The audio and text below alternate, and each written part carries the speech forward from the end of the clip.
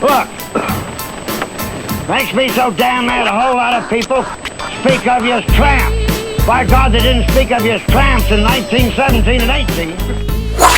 Hey guys, welcome to HipHughes History. My name is Mr. Hughes, and we're about to serve up some learning here on the internets. What are we going to do? We're going to do the bonus army. The bonus expeditionary army from 1932. Watch out, because I'm coming for you. Yeah, I don't care if you're in middle school, high school, or college, this lecture's for you. Or even if you're a lifelong learner and you just like learning, this lecture's for you. Or even if you press the wrong button on the internet, here you are. This lecture's for you. So sit back, relax, and enjoy it, because ding dong, learning is here. Okay, so let's get the basics down. The bonus army, they called themselves the Bonus Expeditionary Army after the American Expeditionary Army from World War I, was a group of veterans who, after World War I, came back and really got a measly bonus. They got like 50 bucks. Could you imagine that? Fighting in World War I, trench warfare, come back with a bullet in your face. They'd be like, here's an extra 50. And this goes back as far as the Revolutionary War, when soldiers were paid a bonus. Basically, the concept is that if you are drafted or if you fight in the army, you're giving up your life. You're giving up the money that you would have made if you stayed in the States. So generally what they're asking for is some type of mathematical economic formula that would reward you the money that you would have made if you weren't drafted, if you didn't join and serve in the war. So basically they get a lot of lobbying groups started. The American Legion, which is still around today, lobbied for the World War I veterans way back in the early 1920s. And by 1924 they were finally successful in getting Congress to pass a bill. And this bill, called the World War Adjustment Compensation Act, was to basically give them this bonus pay. But the bonus pay was kind of projected. It would come 20 years down the road, and this would allow the government to put the money in kind of, an investment situation and grow it, and then they would have to do a tax increase. And the Republicans who controlled the House and the Senate back then certainly didn't want to do tax increases. Calvin Coolidge, on the other hand, another Republican, he was against the idea, and he vetoed the bill, saying that patriotism bought isn't patriotism at all. I just misquoted, but it was something like that. But it was such a popular bill, and the American Legion, saying no to veterans, that's not a good political move. So Calvin Coolidge was overridden. They had enough votes to do that back then. So everything kind of went back to normal by 1925. The veterans go home. They know that they have this kind of retirement plan in the future. The money is sitting there and growing. And then bam!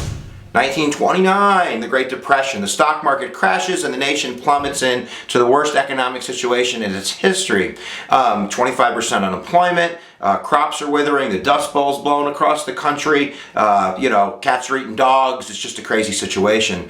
So by 1932, as the New Year comes in, there was an army called Cox's Army that went to D.C., and I think they had 25K, and they marched, and then that kind of set out the signals to the rest of the country. So here it comes. The bonus army, or the bonus expeditionary army, begins to form.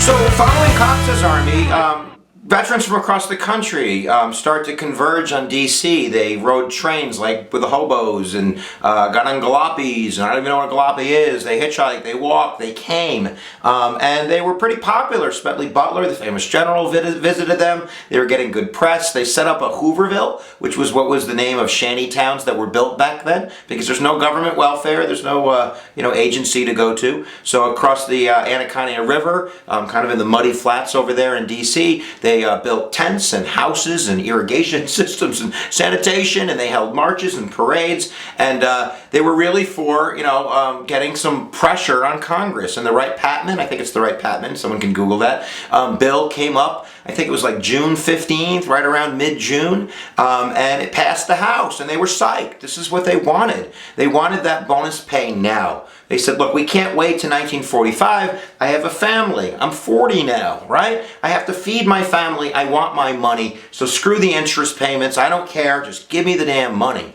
And then 2 days days later, the right bill goes to the Senate. And as they're marching through the streets and they're all excited, it gets hammered in the Senate. I don't remember the exact vote, but it was like 60 to 12 or 70 to 15, something like that. And they are completely deflated now. So they return to the Hoovervilles and decide what is next.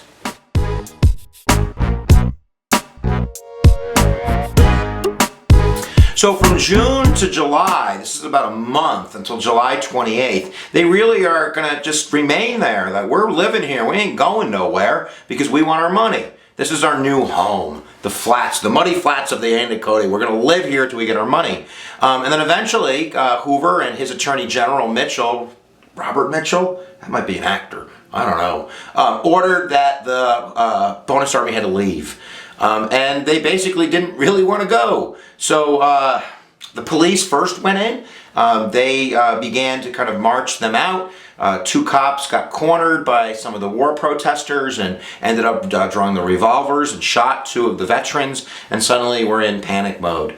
Hoover flips out, and on July 28th he issues an order for the military to clear them out. So on July 28th, Herbert Hoover's enter the military, orders the military to go into D.C. This goes back to the Posse Act back in like 1787, where it was decided that the military could only be used in Washington, D.C. to squash domestic insurrection. So it's allowable. So he orders the military in, man. I forget what the infantry numbers are, but infantry, and I think it's Douglas MacArthur that's leading the charge. Patton is in charge of the tanks. Eisenhower's there. This is like a who's who of World War II. Attacking the army.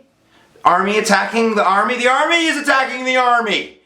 Wow, this is crazy. And they go in with like bayonets and tear gas, and it is nutso. I know that Eisenhower, said some nasty stuff about it. I know that Hoover, ordered the attack to stop, and MacArthur thought they were communist, and he kept going. MacArthur has a problem with presidential authority, if you know a little bit about history. But nevertheless, the lesson of this, and again, this is the incident, the bonus army incident. This is the army attacking the army, and really kind of Hoover what the hell concept of Hoover ordering this, and this is disastrous, because remember, this is an election year. This isn't good. This is a major reason for Herbert Hoover's defeat. And later down the road, when FDR takes over, the bonus army returns. And he didn't send the army, FDR sent his wife. And Eleanor Roosevelt ends up going and breaking bread with these guys. And the funny thing is, though, after the Democratic Congress passed their money, passed the bonus army pay, FDR vetoed it. Go figure. But what he does do is he offers them CCC jobs. The Civilian Conservation Corps